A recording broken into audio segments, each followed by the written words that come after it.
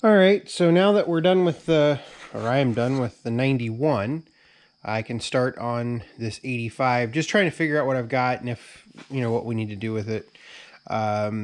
Make some decisions on whether or not we want to keep it or if it's just better going somewhere, going down the road in parts and pieces. All right. So I've already taken all the hood, the side panels, the fender pan, all of that's off. You've seen me do that before. But now let's go through this and let's kind of see what we see just wandering around this machine. Obviously, it's a replacement because this is an 85, and so this is the engine from 97. If you can see the B97, so February of 97. It is a G spec, so G right there. Other night, I was talking about specs and whatnot, and this is a G spec engine. Basically, as the engines change, the specs change. As they change, like little architecture things like that. One of the things, since this is an 85, when you go to take the headlights out of the hood, the 85s have a older style electrical system. They have the inline fuses instead of the fuse holders. There's this bar that's missing right here. But the ground for the headlights is actually tied into this bolt right here. So I went ahead and took the headlights out compared to leaving the headlights in the hood. So the oil was last changed at, flip you upside down here, 1,072 hours. And it currently has 1,107 hours. So about 30 hours on an oil change. Haven't checked the oil or anything like that yet. It does look like it's pretty dirty back here around the hydraulic pump. Haven't fully investigated it all, but it does look pretty dirty.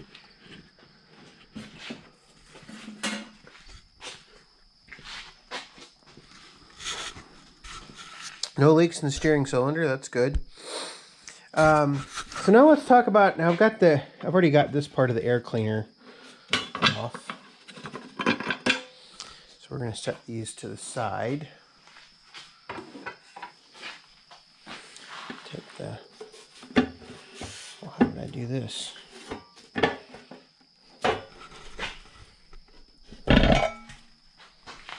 So one of the things you're going to notice on these later spec engines is the carburetor is going to have this little they call it an accelerator pump in the front of the carburetor. And basically that pump was put there for emissions. I'm not 100% sure how it works. I would have to really study it, and I just don't know how it works. But I know that on the later spec engines, particularly the replacement engines, you have these accelerator pumps on the carburetor. And if you look, and this is that engine from 1990, and there's no accelerator on this engine. And this is a C-spec, as we look right there. C-spec was when they started adding those crankcase vents, or the breathers, in top of the engine rather than the valve cover. Now my guess is, I don't know when this engine was replaced. I don't know when it was replaced, but I'm guessing that, obviously it was 97. So, even if we take it back, if it was replaced in 97, we're saying that the oil was changed at 1,072 hours. I know that the previous owner passed away sometime 8 years ago, something like that. I'd have to go back and look. So I'm guessing somebody didn't take care of it at some point in time, and it was replaced at 500 or 600 hours. Probably a connecting rod went, something like that. But it is good to see a replacement engine. We clearly still need to go in, test the compression. So we're going to do that next. After we test the compression, we're just going to test the compression, see where we're at. It does smoke some. It doesn't like to start. I don't know if that's a carburetor problem, if it's a fuel problem. Don't really know. But it does not like to start. You have to stand on the starter quite a while to get it to start. So let me get set up to do the compression, and we'll go from there. All right, we're all set up to do compression. I've got the throttle all the way open, the choke all the way open. I've got both spark plugs in. We're actually going to do a test. I'm going to do it without both spark. In other words, both spark plugs are out right now. Then we're going to change. We're going to put the spark plug in the other hole, and we're going to see if we get different numbers. We're going to do this twice. Well, let's do it 3 times. Let's take the average. So, that way we can see if there's a difference. All right, ready? So we're at 0. We'll turn it up here. We can watch it build pressure. And here we go. All right, so there's test number 1. And we're right at 120 PSI. Test number 2.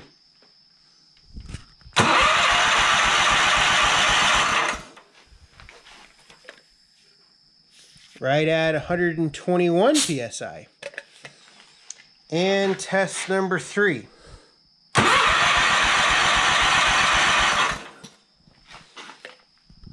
Right at 120 PSI. So we're right at 120 PSI. So now what we're going to do is we're going to take our spark plug here. We're going to take our socket. Oops, sorry about my finger. I'm going to do this one-handed.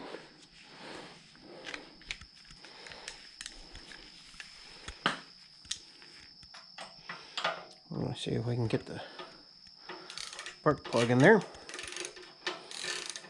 So we had readings of 120, 121, and 120.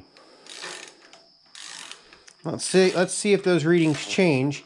Now what I'm concerned about is this battery doesn't sound like it's all that happy right now, because this machine has been doing a lot of cranking because it doesn't run all that well. So it's been doing a lot of cranking, running for 5 minutes, and then being shut off. So definitely something I'm gonna have to pay attention to. Might have to switch out the battery. All right.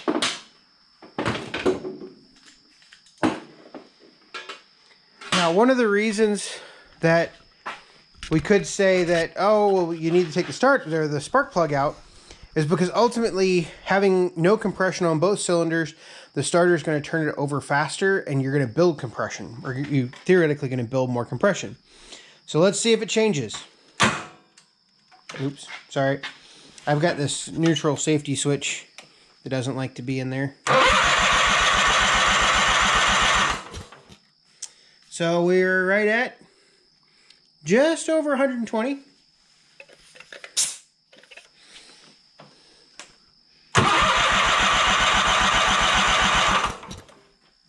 Right at 120.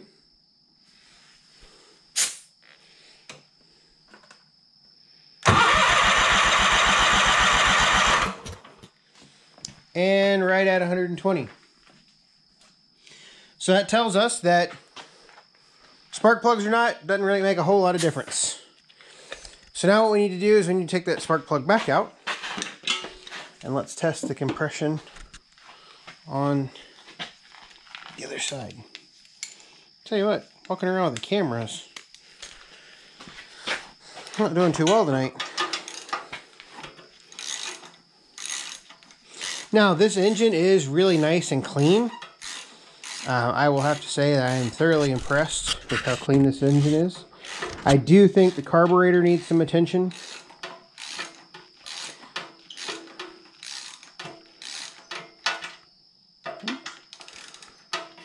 Go.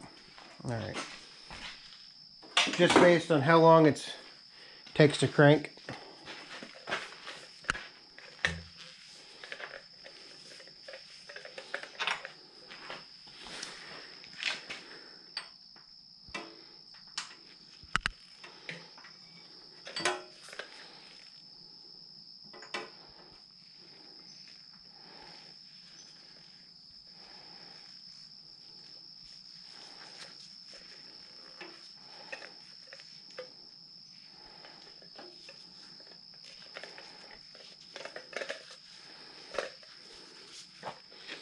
I'll tell you what, I should just turn the camera off and get this nice and tight. Okay, there we go. All right, let's see what happens here. I'll have to go over the other side.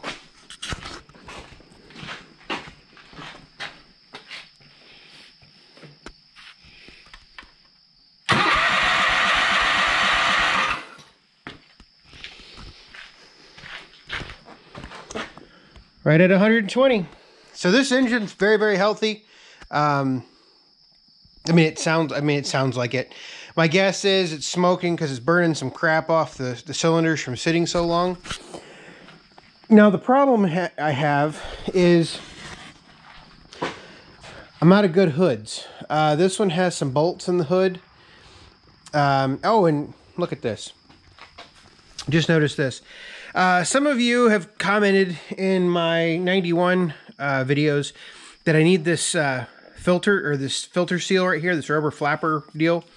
Yes, I will put a rubber flapper on there. I have not said anything about that, mostly because I don't have one. And it's just right now that is actually sitting on a list with about 12 other parts. One of the reasons I haven't put the 322 back together is because I don't have a rubber mount, a rubber isolator for the fender pan, and a couple other things. So that is the reason that I have not said anything about this rubber gasket around the oil filter, because I don't have one to put on there. It does help. It does help move air around the engine. And so, yes, I will be putting one on the 91. Probably I'll place that order mid this coming week. So Wednesday, like Wednesday the 29th, something like that. I don't even know what the day is, but August 29th. So I'll get that order in probably Friday or Saturday, and then we can put it on there. And so, I mean, it's not like the 91 is going to go away in the next week, or I highly doubt it would. And if it would, I'd just take it off this one. But that is the rubber seal, and yes, I will put it on the 91. So this engine's, I'm happy with this engine.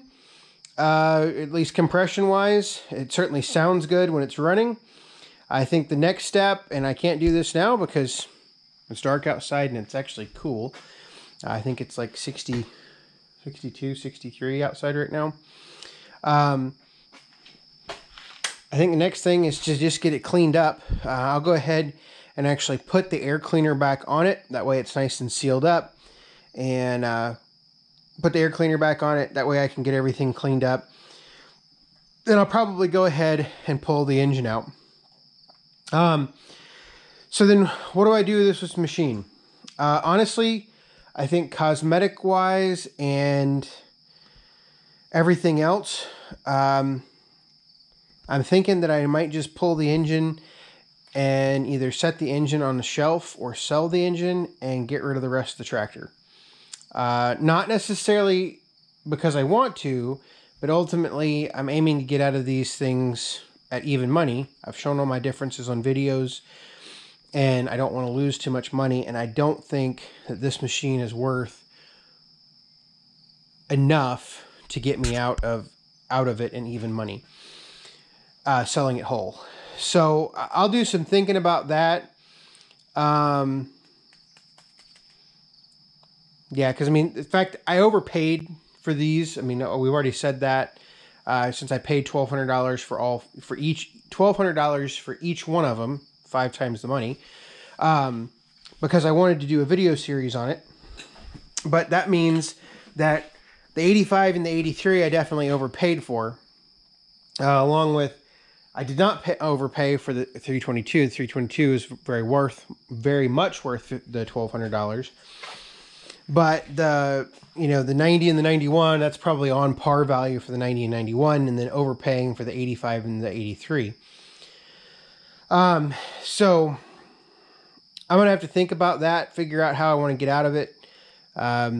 Obviously it can't stay here, got too many things going on. But what I've been able to do is we've been able to see, okay, this one has a replacement engine. It's an 85, so we've talked about the hydrostatic linkage, things like that. And I mean, we'll go ahead and get it cleaned up. We'll look at it some more.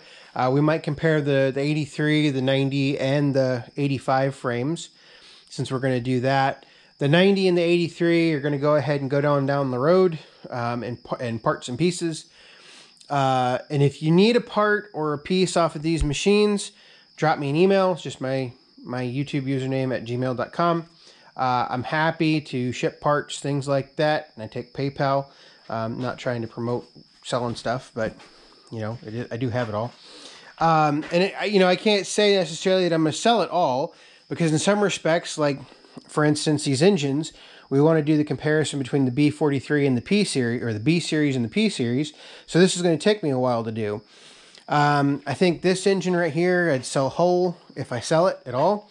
And then we have the rest of the parts that we can talk about. I know somebody made a comment about a hood. There's potential if you want a busted up hood, pay for shipping. I mean, you know, depending on where you're shipping it, shipping hoods is extremely difficult. But yeah, I've rambled on enough. We've tested the compression, and I think that this is a halfway decent machine, but I think we're gonna, unless something riveting pops into my head about what to do with it, I think we're gonna let it go down the road in parts and pieces instead of as a whole unit. So, unless anybody wants to get me out of it for even money. So, but I mean, realistically, after tax, driving there, driving back, delivery fee, well, paying for diesel and everything else, you're probably looking at, I've got, I mean, even with tax and everything, probably sitting somewhere close to $1,400 for it. So yeah, it's not worth that in this condition. So anyway, sorry for rambling on, and thanks for watching.